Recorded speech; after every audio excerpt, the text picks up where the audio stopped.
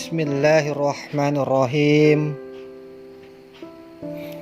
Assalamualaikum warahmatullahi wabarakatuh. Allahumma sholli ala Muhammadin abdika wan nabiyika wa rasulika nabiyil ummi. Berjumpa lagi di Ahli Sholawat, sahabat-sahabatku pecinta sholawat. Semoga dengan menyimak video ini Anda semua mendapatkan ilmu-ilmu amalan yang bermanfaat dan menambah pengetahuan sahabat semua.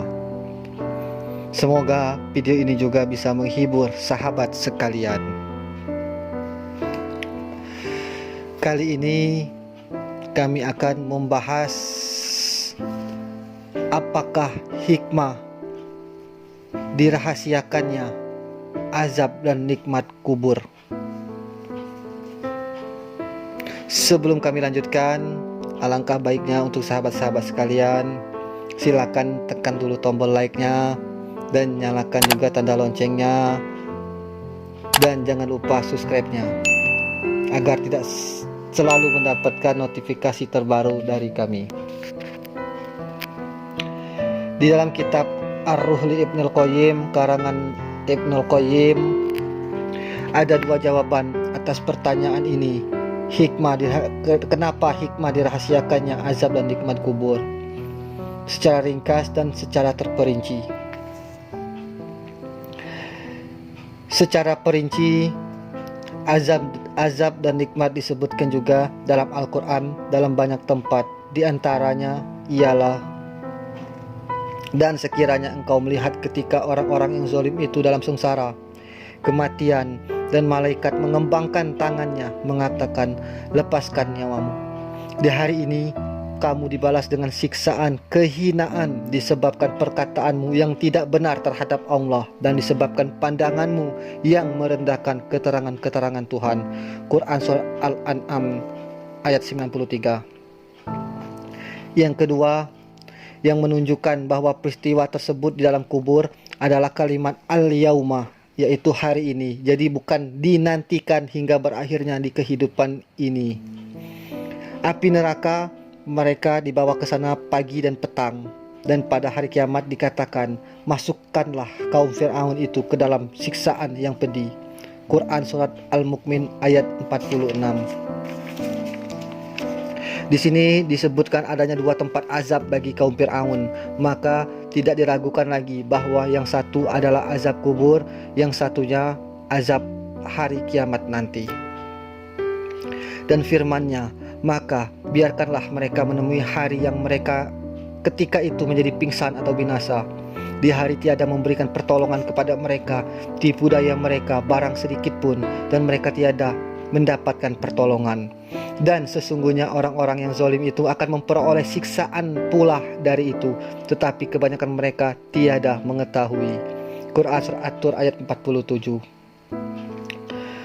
Di ayat lain di Quran Surah As-Sajdah ayat 21, dan dalam firman-Nya yang artinya, sungguh akan kami rasakan kepada mereka dari azab yang dekat sebelum siksaan azab yang besar. Mudah-mudahan mereka kembali.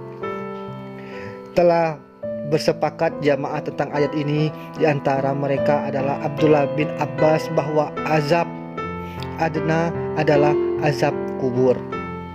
Dalam firman-Nya, mengapa ketika jiwa orang yang sedang menghadapi kematian telah sampai ke kerongkongan, dan kamu ketika itu sedang memperhatikan, dan kami lebih dekat kepada mereka dari kamu, tetapi kamu tiada melihat. Mengapa tidak? Kalau kamu tidak dikuasai, tidak kamu kembalikan saja jiwa itu, kalau kamu memang orang yang benar. Jika dia termasuk orang-orang yang dekat kepada Tuhan, dia akan memperoleh kegembiraan, kepuasan, dan taman kesenangan. Dan jika dia termasuk kaum kanan, kepadanya diberi penghormatan. Selamat untuk engkau dari kaum kanan. Dan jika dia termasuk yang mendustakan dan sesat jalan, penyambutan atas mereka dengan air panas dan pembakaran dalam neraka. Sesungguhnya ini adalah suatu kebenaran yang nyata. Quran Surat Al-Waqi'ah ayat ke-83 dan 94. Di sini disebutkan hukum roh di saat menyelang maut dalam 3 bagian. Dan firman-Nya, wahai jiwa yang tenang tentram, kembalilah kepada Tuhanmu dalam keadaan ridho dan diridhoi. Masuklah dalam golongan hambaku dan masuklah ke dalam surgaku. Kaum salaf berbeda pendapat tentang kapan perkataan ini diucapkan, tetapi sebagian besar telah mengatakan bahwa ayat ini diucapkan kepada jiwa di saat menjelang maut, terpisahnya dari badannya. Dan secara ringkas, apakah hikmah dirahasiakannya azab dan nikmat kubur?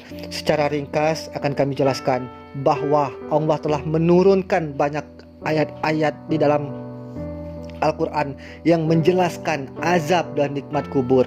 Kenapa masih dirahasiakan juga bagaimana azab dan nikmat kubur itu dirasakan? Bahwa Allah Subhanahu wa Ta'ala mewajibkan iman kepada manusia terhadap apa yang diturunkan olehnya kepada Rasulullah SAW berupa kitab dan hikmah seperti firman-Nya. Dan Allah menurunkan kitab dan hikmah kepadamu. Quran surat An-Nisa ayat 112.